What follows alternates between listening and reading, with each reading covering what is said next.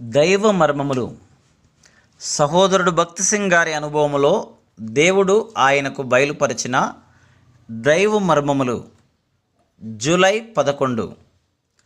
అయితే యాకోబు, నిన్ను సృజించిన వాడగు యెహోవా, ఇశ్రాయేలు నిన్ను నిర్మించిన వాడు ఇలాగూ సెలవిచ్చుచున్నాడు, నేను నిన్ను విమోచించి ఉన్నాను, భయపడకుము, పేరు పెట్టి నిన్ను పిలిచి ఉన్నాను, నీవు నా సొత్తు. యెషయా గ్రంథము 43:1. 18వ శిఖరము. మనము ప్రభువైన యేసుక్రీస్తును మన రక్షకునిగా అంగీకరించినప్పుడు రెండంతల అధికారము ఆయనకు మనపైనున్నది. మొదటిగా ఆయన మన సృష్టికర్త, రెండవదిగా ఆయన మన రక్షకుడు. మనము అనేక క్లిష్ట పరిస్థితులు, శ్రమలు, శోధనలు, కష్టముల గుండా పోవలసి వచ్చినను ఆయనే మనలను కీడు అపాయముల నుండి రక్షించు బాధ్యత వహించును.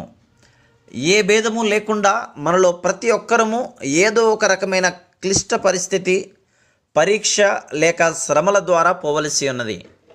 ఇశ్రాయేలీయులు ఐగుప్తులో నుండి బయటకు వచ్చినప్పుడు వారు ఎర్ర సముద్రము గుండా వెళ్ళవలసి వచ్చెను.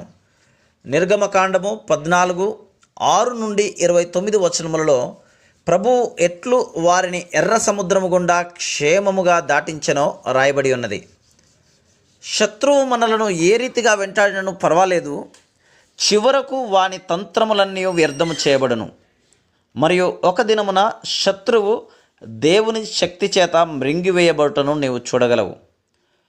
ఆత్మ సంబంధముగా మోసపరచుటకై శత్రువులు మనకు విరోధముగా లేచినప్పటికీ వారు ఏ కీడు చేయుటలోనైనను జయం పొందలేరు. కొన్ని పర్యాయములు వారు ఆస్తులకు నష్టం కలిగించవచ్చును, కానీ ఆత్మీయముగా నష్టము కలిగించుటలో వారు విజయం పొందలేరు. మనలను విమోచించుటకై యేసుక్రీస్తు ప్రభువు గొప్ప క్రయమును చెల్లించెను. మత్తయి 13:44-46 మనలను తన స్వాస్థ్యముగా సంపాదించుకొనుటకై ఆయన తనకున్నదంతయు అమ్మివేసనని చదివేదము. మనకున్న అల్పమైన జ్ఞానమును బట్టి మనము తప్పులు చేయక ఉండలేము.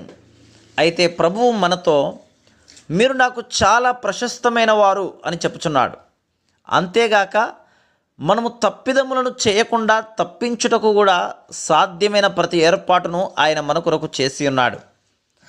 ఆశ్చర్యకరముగా లోకములోని అనేక భాగముల నుండి దేవుడు తన వర్తమానికులను పంపును. అదే రీతిగా లోకములోని అనేక భాగములలోని ప్రజలు ప్రస్తుతము మన కొరకు ప్రార్థన చేయుచున్నారు.